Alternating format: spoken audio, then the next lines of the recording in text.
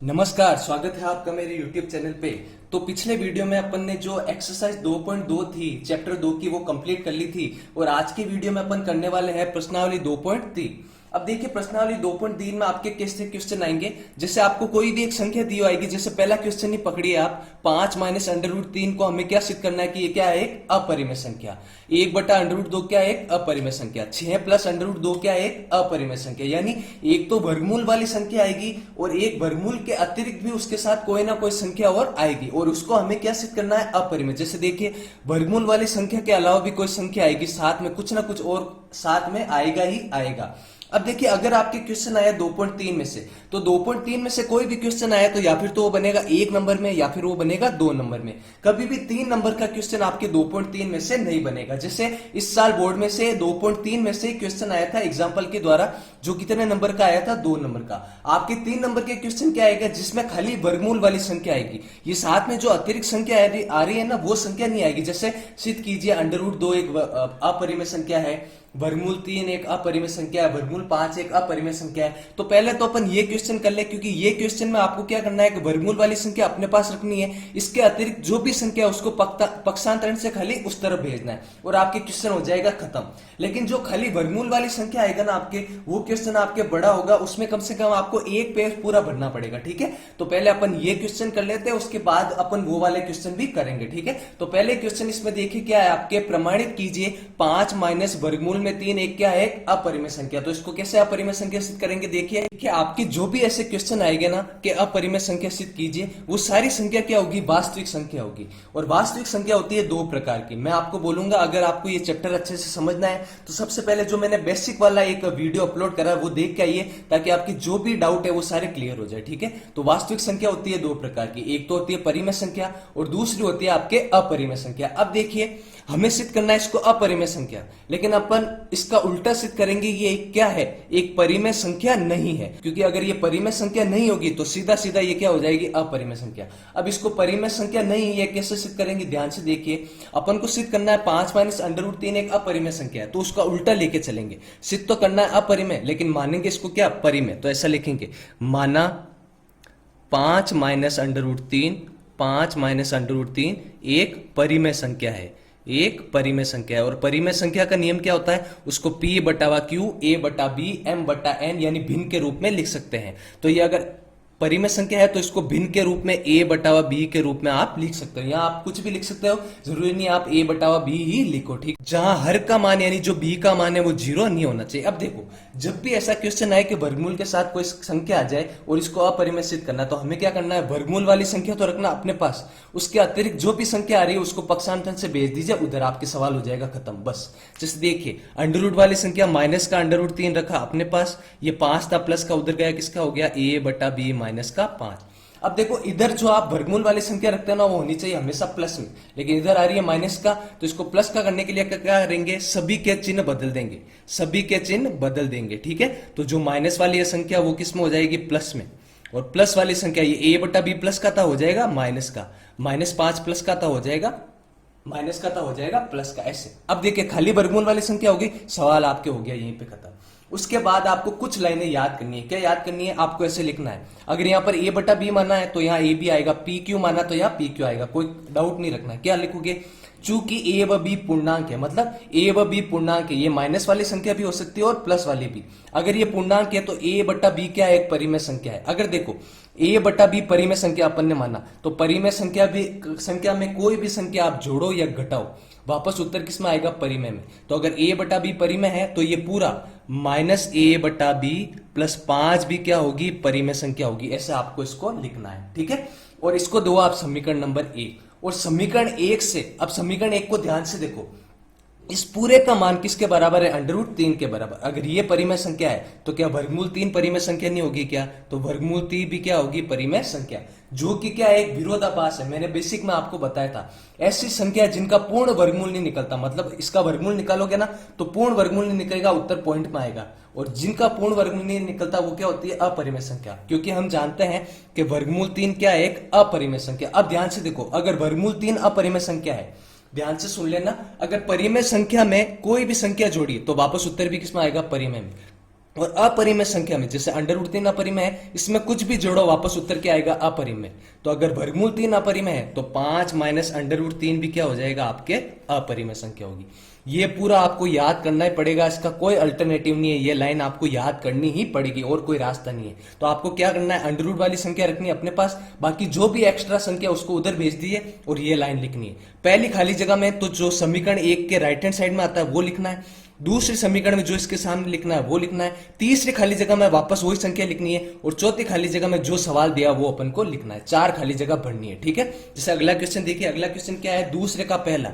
हमें सिद्ध करना है कि 1/√2 क्या है, एक अपरिमेय संख्या है। 1/√2 क्या है, एक अपरिमेय संख्या। तो देखो इसमें हर में क्या आ रही है, वर्गमूल की संख्या। और अपनी गणित क्या कहती है, 9th क्लास में आपने पढ़ा होगा कि हर में कभी भी वर्गमूल की संख्या आपके नहीं होनी चाहिए। तो ये वर्गमूल वाली संख्या कैसे हटाओगे, परिमेयकरण करके। ऊपर भी √2 से गुणा करो, नीचे भी √2 से गुणा करो। तो ऊपर √2 को 1 से गुणा करा, √2, और देखो √2 का √2 से गुणा करा, कितना हो गया, वर्गमूल में 4, और 4 का वर्गमूल आपके कितना होता है, 2, ठीक है ना।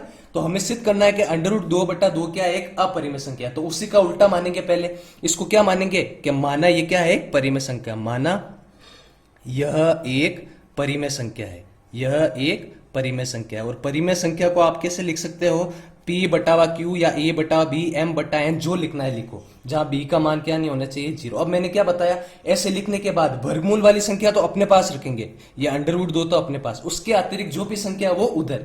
देखिए पहले तो थी संख्या आपके माइनस वाली, तो उधर की तो हो गई प्लस की। अब संख्या आपकी ये देखो, ये भाग में है, तो भाग वाली संख्या उधर गई, किस में हो जाएगी, आपके गुणे में। तो क्या हो जाएगा, ये 2 गुणे का किस भाग का किस में हो जाएगा, गुणे में। ऐसे 2 × A बटा क्या हो जाएगा, आपके B।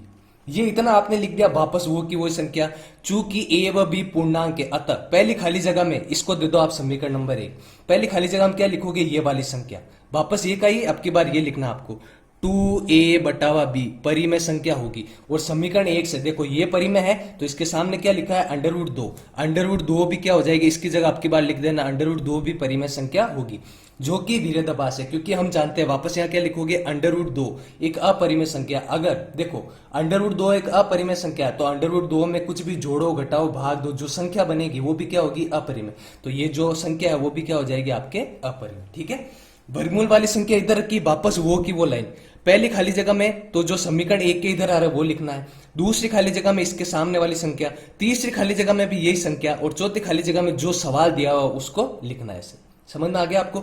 अगला क्वेश्चन जैसे देखिए 6 + √2 का है, वापस वो भी देख लीजिए, दूसरे का दूसरा, तो वही लिखना है। माना 6 + √2 एक परिमेय संख्या है, एक परिमेय संख्या है। तो परिमेय संख्या को आप कैसे लिख सकते हो, A/B के रूप में, A/B, जहां B का मान क्या नहीं होना चाहिए, 0। हमें खाली इधर क्या लिखनी है, वर्गमूल वाली संख्या। तो वर्गमूल का 2 तो रखा इधर, ये प्लस का 6 उधर गया, किसका हो जाएगा, माइनस का, A/B -6। वापस देखो वर्गमूल वाली संख्या आ गई, इसको दे दो समीकरण नंबर 1। वापस वही लाइन लिखी, चूंकि A व B पूर्णांक है, अतः पहली खाली जगह में क्या लिखोगे, जो समीकरण 1 के इधर लिखा है, तो इधर क्या लिखोगे, A/B -6। आपकी बार यहाँ क्या लिख दोगे, A/B -6 परिमेय संख्या है।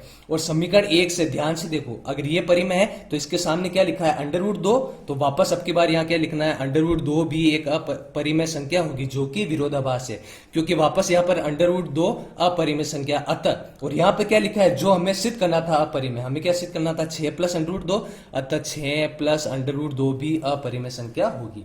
हर बार आपको यही लिखना है। पहली खाली जगह में क्या लिखना है, जो समीकरण 1 के राइट हैंड साइड में आता है, ठीक है।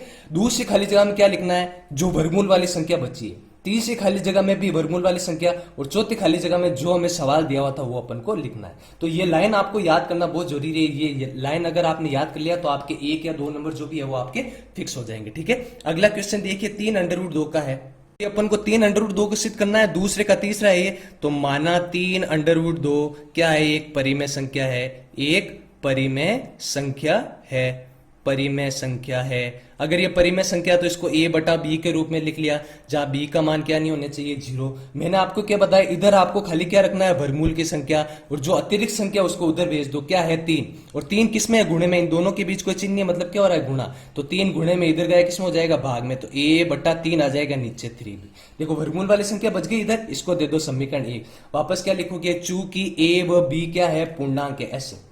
चूंकि A व B क्या है, पूर्णांक है, अतः पहली खाली जगह में क्या लिखना है, जो समीकरण 1 के इधर आया a/3b, ये तो यहां क्या लिखोगे a/3b परिमेय संख्या है। और समीकरण 1 से देखो अगर a/3b परिमेय संख्या, इसके सामने क्या लिखा है वर्गमूल का 2, तो वर्गमूल 2 भी परिमेय संख्या होगी, जो कि क्या है विरोधाभास है, क्योंकि हम जानते हैं इधर भी वापस वही संख्या वर्गमूल 2 अपरिमेय संख्या। अतः यहां क्या लिखना है, जो सवाल दिया हुआ था, सवाल अपने पास किसको सिद्ध करने का था 3√2 का, तो यहां पर क्या आ जाएगा 3√2 भी अपरिमेय संख्या होगी। इस तरीके से आपको ये सवाल करने हैं, ठीक है। आपको समझ में आ गया होगा, ये आपको याद करना है।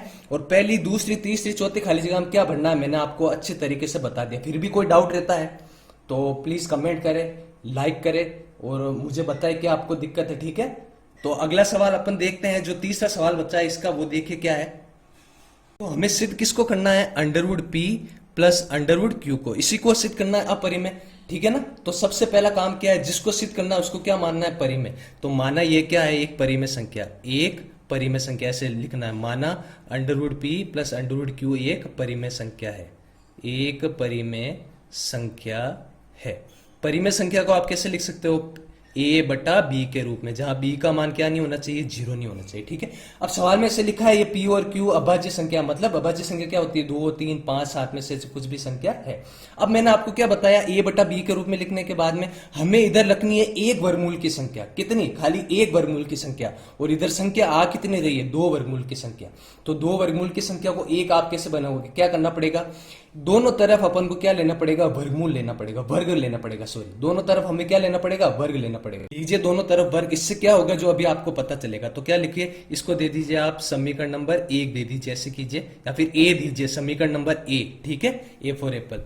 तो समीकरण 1 का दोनों पक्षों में वर्ग करने पर, दोनों पक्षों में वर्ग करने पर, वर्ग का मतलब इधर भी वर्ग करा, √p प्लस √q का वर्ग करा, और इधर भी a/b का हमने क्या कर लिया, वर्ग कर लिया, ऐसे वर्ग कर लिया, ठीक है। अब देखो इसको कैसे खोलेंगे, आपने 9th क्लास में सरसों का पढ़ी होगी, a प्लस b का क्या होता है, होल स्क्वायर, इसका मतलब क्या होता है a² प्लस क्या होता है 2ab प्लस क्या आता है b², ठीक है। अब देखो इस सूत्र में जहां a है वहां तो क्या रखना आपको √p, और जहां b है वहां क्या रखना √q, तो मैं रख देता हूं a की जगह तो √p, तो √p का square plus 2 into √p into √q plus √q का स्क्वायर। देखो अंडर वाली संख्या का स्क्वायर करोगे तो अंडर हट जाएगा, ये वर्गमूल हट जाएगा, ठीक है। तो पीछे क्या बचेगा p, इधर क्या बचेगा 2 अंडर में, देखो दोनों अंडर वाली संख्या तो एक में ही लिख सकते हो ऐसे, √pq, ठीक है। प्लस वापस अंडर वाली संख्या का वर्ग करोगे, क्या बचेगा q, और बराबर में देखो इसके ऊपर घात 2 है, कोष्टक के ऊपर घात 2, 9th में आपने पढ़ा होगा 8th क्लास में, ये घात इस पे भी आएगी और इस पे भी आएगी, तो क्या हो जाएगा a² प्लस b²। मैंने आपको क्या बताया, आपको वर्गमूल वाली संख्या रखनी है इधर, देखो वर्गमूल वाली एक संख्या आपको मिल गई तो इसको तो रखना इधर, बाकी सारी संख्या उधर। जैसे देखिए 2 √pq का √q, पहले तो इन दोनों को उधर भेजिए, दोनों प्लस के उधर गए, दोनों किसके हो जाएंगे माइनस के, तो a² माइनस b², p भी हो जाएगा माइनस का, q भी हो जाएगा माइनस का, ठीक है। उसके बाद देखो ये 2 है गुणे में, इधर गया किसमें हो जाएगा भाग में, तो इधर तो बचेगा अंडर में pq, इसको कोष्टक बना के लिख लो ऐसे a² minus b² minus p minus q, और देखो 2 गुणे का भाग में, तो इसको ऐसे लिख दो भाग में 1/2, ठीक है। आप चाहो तो इसको सरल करके भी लिख सकते हो, ठीक है, और ऐसा छोड़ना तो ऐसे छोड़ सकते हो।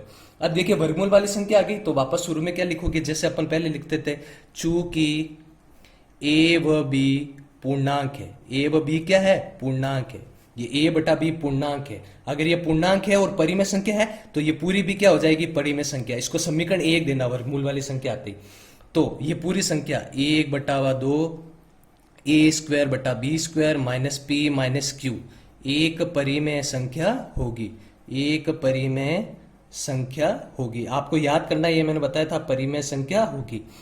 अब ये परिमेय संख्या है तो समीकरण 1 से लिखना है, समीकरण 1 से, समीकरण 1 को ध्यान से देखो, अगर ये परिमेय है और इसका मान इसके बराबर है तो √pq भी क्या हो जाएगा, एक परिमेय संख्या, √pq भी एक परिमेय संख्या होगी, एक परिमेय संख्या होगी, ठीक है, जो कि विरोधाभास है, जो कि क्या है, विरोधाभास है, जो कि विरोधाभास है, विरोधाभास है।